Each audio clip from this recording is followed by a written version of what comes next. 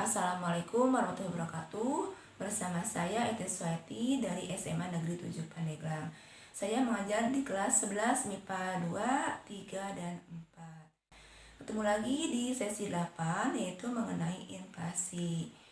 Di sini sebelum ke materi, saya akan membacakan terlebih dahulu, yaitu untuk tujuan pembelajarannya, yaitu siswa dapat menjelaskan pengertian inflasi, jenis inflasi, asal terjadinya inflasi, penyebab inflasi, cara mengatasi inflasi, dan dampak inflasi. Materi hari ini yaitu inflasi. Pengertian inflasi adalah sesuatu yang kita hadapi setiap hari. Ketika kita ke pasar dan merasakan perbedaan harga kemarin dan hari ini, maka itulah yang dimaksud dengan inflasi. Kita juga menyadari kehadiran inflasi ketika hendak membayar uang sekolah dan sadar bahwa uang sekolah kita lebih mahal dibandingkan beberapa tahun yang lalu. Sekarang jenis-jenis inflasi. Jenis-jenis inflasi terbagi menjadi 4. Yang pertama, inflasi ringan di bawah 10% setahun. Kedua, inflasi sedang sebesar 10% sampai dengan 30% setahun. Ketiga, inflasi berat 30% sampai dengan 100% setahun. Yang keempat, hiperinflasi di atas 100% setahun. Asal terjadinya inflasi, yang pertama luar negeri atau imported inflation. Inflasi ini terjadi akibat adanya kenaikan harga di luar negeri yang menyebabkan kenaikan harga di dalam negeri. Inflasi semacam ini biasanya dialami negara-negara berkembang yang sebagian besar bahan bakunya berasal dari luar negeri. Inflasi semacam ini terjadi karena adanya aktivitas perdagangan internasional yang melibatkan dua negara atau lebih. Yang kedua, dalam negeri atau domestic inflation.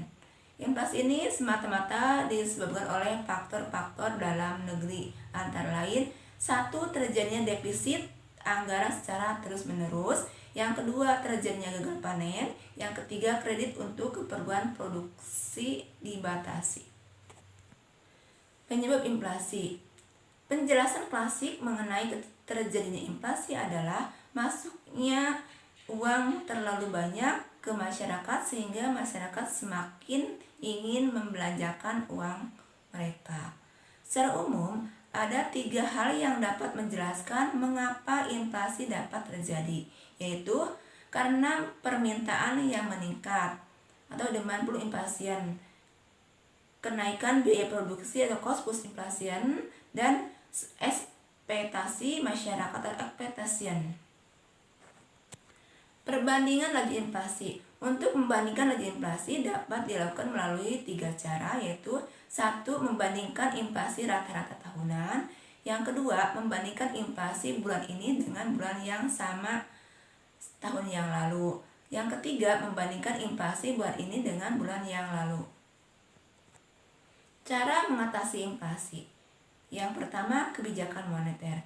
Kebijakan moneter adalah kebijakan pemerintah di bidang keuangan melalui bank sentral untuk mengatur jumlah uang yang beredar agar sesuai dengan jumlah yang dibutuhkan dalam suatu perekonomian. Kedua, kebijakan fiskal. Kebijakan fiskal adalah merupakan kebijakan yang mengatur pengeluaran pemerintah dan perpajakan. Yang ketiga, kebijakan non moneter atau kebijakan real. Kebijakan real merupakan kebijakan di luar negeri, kebijakan moneter, dan kebijakan fiskal. Dampak inflasi. Pertama, pemilik pendapatan tetap dan tidak tetap. Bagi masyarakat yang memiliki pendapatan tetap, inflasi sangat merugikan karena uangnya tidak cukup untuk mencukupi kebutuhannya. Sebaliknya, orang yang mengandalkan pendapatan berdasarkan keuntungan seperti pengusaha tidak dirugikan dengan adanya inflasi. Kedua, para penabung. Inflasi menyebabkan orang enggan menabung karena inflasi atau mata uang semakin menurun. Ketiga, debitur atau kreditur.